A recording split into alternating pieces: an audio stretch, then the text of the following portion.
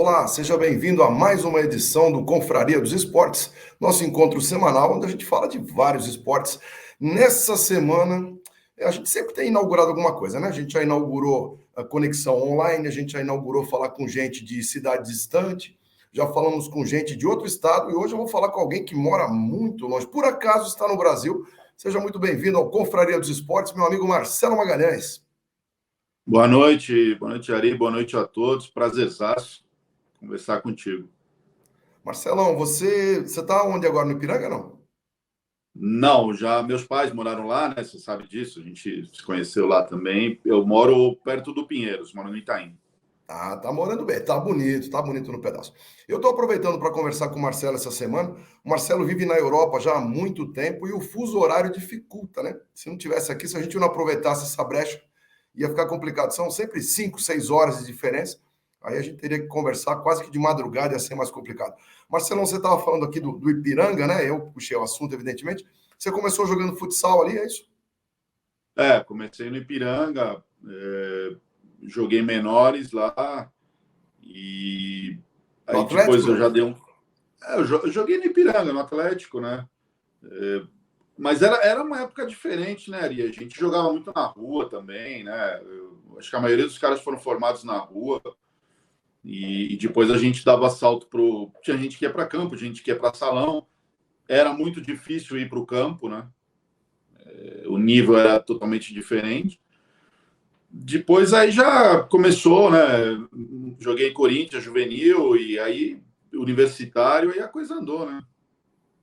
E aí chegou um certo momento aí na carreira que você acabou sendo convidado para ir jogar na Espanha. Conta esse episódio Então, aí pra gente. chegou o momento também. Eu acho que o campeonato universitário antes tinha mais valor do que tem agora, né? Então, para a gente jogar universitário era importante. Eu estava jogando até melhor no universitário que no federado. E numa dessas seleções universitárias, o Zego me fez o convite para ir para a Espanha. E aí eu estava terminando a faculdade, a única coisa que eu pedi era terminar, e em dezembro eu fui embora. E estou 30 anos fora de casa já, né? Você jogava pela FEC do ABC, é isso? Isso. Aqui do ABC. Você fazia o quê lá? Educação física mesmo? Fiz educação física, Foi a única coisa que eu pedi quando eu acertei com o time de Castelhão foi terminar a faculdade, era o último ano. Eu terminei e logo depois eu fui embora. E aí você foi para a Espanha, qual cidade que você foi primeiro? Eu joguei em Castelhão, era Dénia, é uma cidade de Castelhão. Depois eu voltei no outro ano, joguei em Guadalajara, mas aí eu já me machuquei. Eu joguei meio ano em Guadalajara. O terceiro ano eu já voltei em Logronho e aí eu era jogador-treinador, cara. Só que aí é incompatível, né? Não dá para fazer as duas coisas, né? E, bom, aí naquele momento os caras do clube eram uns caras muito legais. Eu fui sincero com os caras, falei, olha, o que vocês estão precisando realmente é um treinador. E aí começou. A coisa E aí começou. começou uma longa carreira. Você ficou quanto tempo na Espanha? 20 anos, 21 anos. E depois disso foi para a Itália? Fui para a Itália, tive muitos convites para ir para a Itália, eu nunca quis ir, mas aí no final, quando eu estava em Cáceres, no final eu resolvi ir para a Itália, eu estou lá há quase 11 anos já. Você está morando aonde lá? Eu estava em Salerno. Salerno é Nápoles, meia hora de Nápoles, é Costa Amalfitana. Legal, é uma cidade bem legal. E a pizza de lá parece que é um pouquinho boa, né? Então, isso daí muita Não gente lembro. fala, a pizza daqui é melhor, né? Os caras inventaram a pizza, então eu imagino que a pizza de lá é melhor, né? A gente está acostumado, mas tem muita diferença com a pizza de Nápoles. Ela é diferente da pizza na Itália também. A Nápoles, para quem não ligou, o nome é Pessoa, é uma terra que, por acaso, teve dois caras, fizeram uma parceria no começo dos anos 90. O seu Antônio Oliveira, um tal de Careca, e o Diego Armando Maradona. A fama dos caras ali é impressionante. Ele é Deus lá. Mas eu acho que foi, pelo menos da minha geração, foi o melhor jogador da minha geração, do que eu vi, né? Do que a gente viu jogar, né? Eu não vi jogar o Pelé. Então, eu era muito pequeno quando ele estava já terminando. O Maradona acho que foi realmente o melhor. Você é o quê? 67, 68? O 67, 67. Pelé jogou Pelé acho que você até pegou 70 quase e... nada. Foi É, uma pena. E eu sei que você tem um ídolo no esporte aí, que é um tal de holandês, um Johan Cruyff, é isso não? eu sou crufista. Sou crufista. Quando eu cheguei na Espanha, era o Barcelona dele, né? Era diferente, né? E é diferente, né? Tudo que ele fez, ele mudou tudo lá e foi legal estudar o Cruyff, né? Eu sou bem cruyffista mesmo. Porque ele criou alguns conceitos. A gente que joga um futebol há muito tempo, né? Eu sou do tempo, você também, né? Do lateral com a mão. Inclusive tem um meme que rola na internet aí. Se você é do tempo do lateral com a mão, e aquela foto, por acaso, é do nosso amigo Costinho. Olha só, hein? Silvinho, Silvio Silvinho. Costa ficou internacional no meme. Então, eu acho também assim, o Cruyff a ideia de jogo dele tem muito a ver com futsal, né? Eu acho que tem muitos conceitos que são muito adaptáveis, né? E ele deve ter pego coisas do futsal também, né? Ele era um cara que ele dava muito valor para a técnica individual e então vai muito com a linha do que a gente pensa no futsal, né? Todo mundo tem um cara que se espelha. O Zego para mim é um mentor, né? Então o Zego é o Cruyff do futsal. Ele é um cara que ele inventou o sistema 4-0. Ele dá muito valor à técnica individual. Então tem essa relação, né, dos dois. Então, o Cruyff também, além dele fazer história como jogador, fez história como treinador, e é uma coisa que não é muito comum. A gente vê muito treinador de destaque que era jogador de defesa, ele viu o jogo de frente, né? Zagueiros, goleiros, e é difícil você pegar um cara com a qualidade que tem ou que teve, né? O Johan Cruyff e se tornar um grande treinador. Talvez o Zidane na mesma linha, né? Sim. Então, mas ele. Aí é aquele negócio que a gente conversou antes, né? Se você for analisar os jogos de antes, né? Todos os times de campo que tentaram jogar, né? Que tentaram ter a bola, né? Tem relação com o futsal. E a Holanda era isso, né? A Holanda, o Ajax, era uma movimentação constante. E ele era um cara que ele vinha. Ele era um meia, né? Ele seria o 10, apesar de jogar com a 14, mas ele vinha buscar o jogo, né? Aquele lance famoso com a Alemanha, ele vem no meio do campo receber a bola, né? Então ele tinha uma visão periférica extraordinária, né? Aquela ideia do carrossel holandês foi uma coisa que marcou a época e que veio. Depois virou. Esse negócio de tic-tac, isso aí é muito. É criação de alguém que muda o nome, mas o jogo é muito aquilo, né? Não, o Guardiola, eu acho que ele tem os mesmos conceitos do Cruyff, mas ele melhorou, né? Ele melhorou o jogo, né? Adaptável ao jogo de hoje. Mas eu acho que a Holanda também vem com uma ideia de jogo do Brasil de 70, né? O Brasil de 70, tirando 2 ou 3 jogadores, ninguém tinha posição fixa, né? Era um time espetacular o Brasil de 70, né? Que tem muito a ver com futsal, né? A movimentação do Tostão tem a ver com um pivô que não joga fixo, um pivô que se movimente, né? Tudo isso daí tem a ver, tem uma correlação dos dois jogos, né?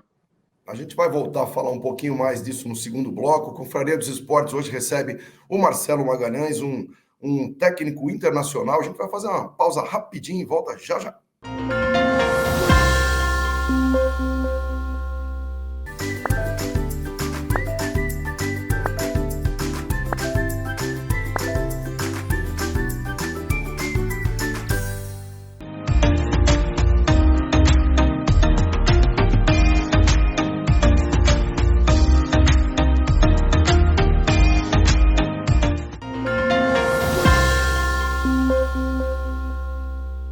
Estamos de volta no segundo bloco do Confraria dos Esportes dessa semana, recebendo o meu amigo Marcelo Magalhães.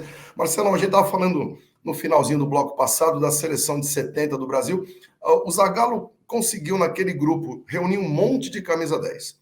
Pelé era camisa 10, o Gerson era camisa 10 no time dele, o Rivelino era camisa 10, o Tostão era camisa 10. Todo mundo era camisa 10, sabia jogar demais, e ele conseguiu criar essa ideia de movimentação com um detalhe importante também, né? A participação do Parreira, que transformou o Brasil, além de ter um monte de craques, também uma condição física que, para a época, foi um destaque, né? O time era... que muita gente fala, né, que era outro jogo. Era um jogo diferente, mas o time era mais rápido para a época, né? Eles eram muito mais rápidos do que os outros. Não tinha ponta, né? O Jairzinho também era um meio atacante, né? E diferente de outros times do Brasil, eu acho que tinha virtuosidade, né? Era um time muito virtuoso, mas era um time muito competitivo, né? O time de 70 ele é muito competitivo, né? Começando pelo Pelé. O Pelé é um jogador muito competitivo, né? Então, ele sabia que aquela era a última chance dele, né? Sim, mas ele era um jogador magnífico. Vi só vídeos, mas é magnífico ver o Pelé jogar. É um cara sensacional, muito completo e competitivo, né? O melhor time que a gente talvez tenha visto foi 82, né? Mas 82 não era tão competitivo como 70. Aliás, 82 não era competitivo, né? 82 era virtuosidade em plena, né? Então acho que faltou essa competição que tinha em 70, né? Talvez o Tele Santana, que fez tanta coisa boa, tirou um pouquinho da vontade. O Chulapa, né, que era um cara brigador, o Tele transformou o Chulapa num camarada doce. Difícil acreditar nisso, né? Quem viu o Chulapa jogar. Então, muita gente critica, mas foi o melhor centroavante da história de São Paulo também, né? Sim, um grande centroavante. Mas ele era um cara brigador e que com o Tele ele acabou ficando mais suave, né? Então, mas aí também sabe o que é esquisito? O Brasil em 81 faz umas eliminatórias sensacionais com o Reinaldo de centroavante. O Reinaldo não vai, né? Porque ele tem um problema pessoal com o Tele. O Careca machuca uma semana antes. Eu acho que era o mais prototipo de jogador adequado àquele tipo de jogo, né? Até o Roberto Dinamite, que estava no banco, acho que poderia ter jogado melhor, né? Talvez ele quis ter um cara fixo lá segurando os zagueiros, né? Se era para ter alguém fixo, o Chulapa, quando ele abriu o braço, abria a asa do Batman, era Sim, difícil sim, tirar, né? sim. Mas assim, eu acho que perdeu porque não foi competitivo, né? Quando teve que competir, quando encontrou um problema sério ali, não competiu, né? Por falar em competição, vamos voltar para o seu esporte mais poderoso, que é o futsal, hein? Muita gente brinca que para hoje não dá mais, né? Porque ele parou, mas para fazer um time campeão, você contratava o Falcão, o Ferrete de técnico e mais uns 10 moleques com vontade de ganhar. É mais ou menos isso, né? Se a gente tem os caras que têm esse senso da vitória, fica tudo meio caminho andado, né? Sim, o Falcão, eu acho que é o jogador, tecnicamente, é o melhor jogador da história, né? Ninguém tem essa capacidade técnica que ele tem. Mas ele é competitivo, né? Ele quer ganhar, isso daí é legal dele, né?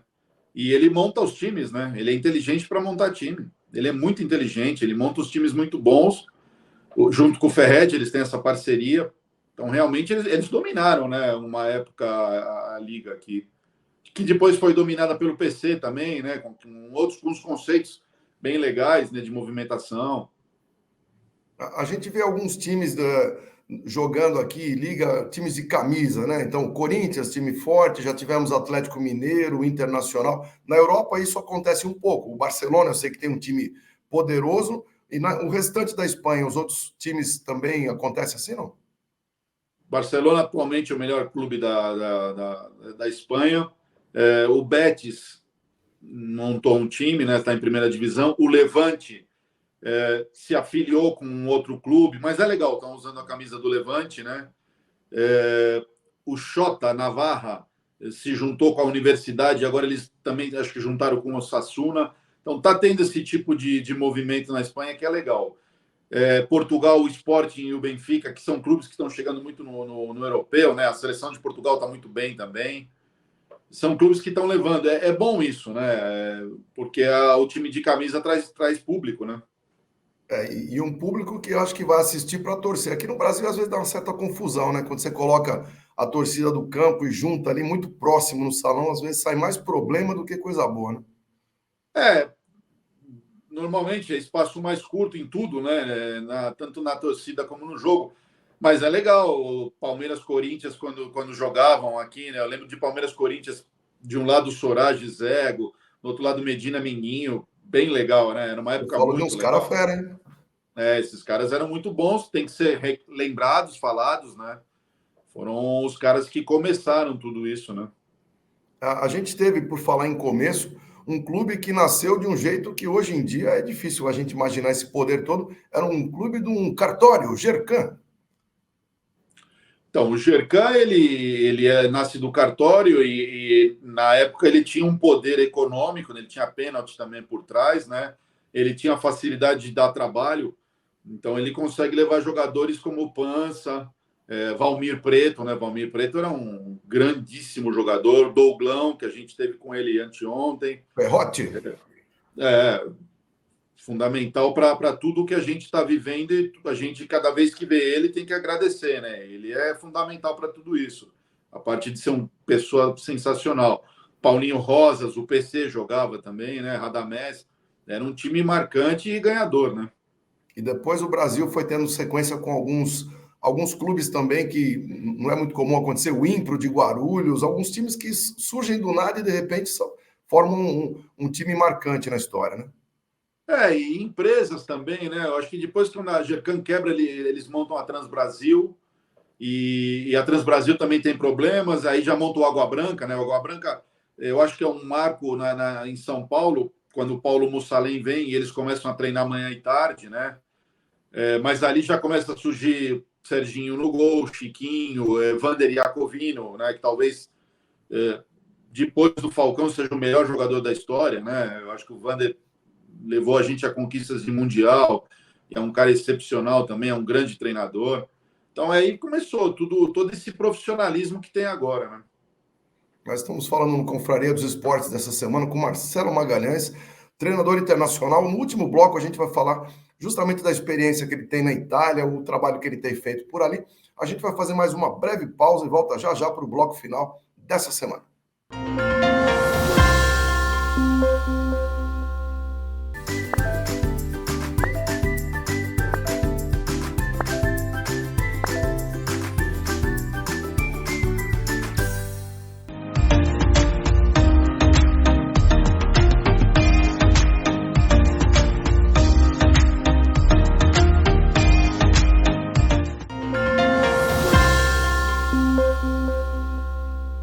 Estamos de volta para o terceiro e último bloco do Confraria dos Esportes dessa semana, recebendo Marcelo Magalhães, um treinador de nível internacional. Marcelão, na Itália, como que é essa realidade em relação a respeito tático, a criatividade? O que a gente pode fazer um link aí com o que se encontra no Brasil? Então, a Itália tem muitas categorias, tem muito time, né? Tem Série A, Série A2, Série B, Série C e Série C2. Então tem muito time, muito brasileiro jogando. Eles estão entre 5 e 8 anos atrás da Espanha, né? A Espanha é mais organizada que a Itália, né? Mas o italiano também ele é mais desorganizado que o espanhol, né? Ele tem essa característica de ser meio desorganizado. Eles são mais fanáticos até que o espanhol, né? O italiano. Agora eles estão entrando num confronto, porque tinha muito ítalo brasileiro jogando, né? O Brasil, a seleção dele chegou a ter uns 10 brasileiros, o Folha, Exato. aquela galera toda, o D, né, que é nosso amigo também, muita gente bacana jogando. Tem bastante cara. E o grande problema, e foi isso que você disse, eles fizeram uma seleção de brasileiros e eles não conseguem encontrar uma identidade, né? Depois, o treinador italiano não confia nos italianos também. Isso daí é complicado, né? Eles têm esse problema e agora eles colocaram uma lei para barrar o número de italianos, né, de ítalos. E está uma confusão lá, realmente está uma confusão, porque, em teoria, você não pode barrar um ítalo, né? Ele é um italiano. Ele Se não é você não deixa nascido... o cara do próprio país jogar, fica difícil. Exatamente. O que eles não... Eles não é que eles barram, eles limitam o número de formatos. O que é formato? É um cara que foi formado lá na Itália. Então tem muito problema agora. Está tendo muito problema no mercado, né? Mercado caucho é quando começam as contratações. Os clubes estão em confusão agora. Em relação ao futebol de campo, a Itália já é a segunda Copa que fica fora. Isso para eles deve estar um negócio, deve estar entalado aqui, né? É a mesma relação, porque o que eles fizeram? Eles tiveram... anos 80 era um campeonato espetacular, você lembra, né? Os melhores do mundo estavam lá com limites. 3 por time. Então, os italianos também eram bons, tinham que jogar, né? Agora não tem limite. Tem time que joga com 12, 13, 14 estrangeiros. Os italianos não estão jogando. Então, é complicado você formar um time competitivo. Quando chega no momento da seleção, aí cada um vai para o seu lado, fica muito difícil. Eles estão tendo resultado agora. O Massimiliano Belardi, ele é o treinador que assumiu, ele está pondo limites na seleção e a seleção sub-19 está tendo resultado, porque ele está jogando com os italianos. Só que são bons jogadores, mas eles não jogam, né? Eles só fazem número nos times. É complicada a situação lá, viu? Nesse sentido. Quando a gente fala do campo, é muito comum no Brasil os jogadores que são destaque, eles terem a origem no futsal, né? Aquela limitação de espaço, o cara tem que pensar muito rápido. Como que você vê essa relação do futsal para o campo e do campo para o futsal? O que a gente pode aproveitar também desse conhecimento? Agora está de moda, né? Todo espaço curto, tudo que é curto, visão periférica rápida, todo mundo que joga futsal vai ter vantagem quando for para o campo. Muitos clubes estão iniciando a ter como é que eles falam? Uma sessão de futsal dentro do campo, né? Por exemplo, o São Paulo tem o PC. O PC ele é o segundo treinador do Alex e ele trabalha com metodologia de futsal. Fernando Diniz trabalha com metodologia de futsal, né? O Fernando Diniz, eu confesso que eu não assisti muito a carreira dele, não, mas dizem que no futsal ele era praticamente do nível do Falcão. Sim, sensacional. Era sensacional. Era um jogador muito acima da média. Quem jogou com ele falou que era o famoso testa. Exatamente. Arsène Wenger, né, que é um treinador que trabalhou na Inglaterra há muito tempo, ele mudou o conceito no Arsenal, né? Então ele leva o jogo, ele trabalha tudo muito reduzido, né? Toques curtos. Então era aquele time com o Bergkamp, com o Henry, ele leva esse conceito também, né? São coisas do futsal e ele trabalha com gente do futsal, né? O Borussia Dortmund tem uma seção do futsal que trabalha no campo. O Santos também tem isso daí. Então é legal, é bacana isso.